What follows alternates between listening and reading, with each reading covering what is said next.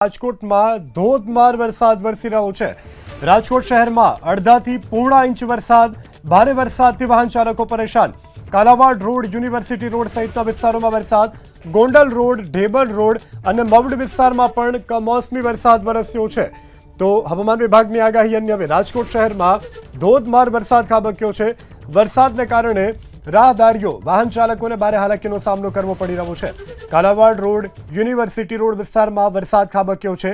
આ સાથે Gondal road, ઢેબલ road અને મવડ વિસ્તારમાં પણ કમોસમી વરસાદ ખાબક્યો છે।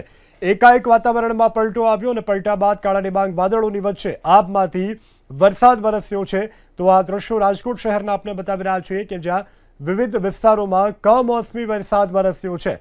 તો એકાએક વરસાદને કારણે વાહન ચાલકોને ભારે હાલાકીનો સામનો કરવો પડ્યો હતો। રાજકોટ શહેરમાં અડધા કલાકની અંદર પોણો ઇંચ વરસાદ ખાબક્યો છે। તો રાજકોટના વિવિધ વિસ્તારોમાં વરસાદ આજે નોંધાયો છે। ક્યાંક ધીમી ધારે તો ક્યાંક ધોધમાર વરસાદ નોંધાયો છે।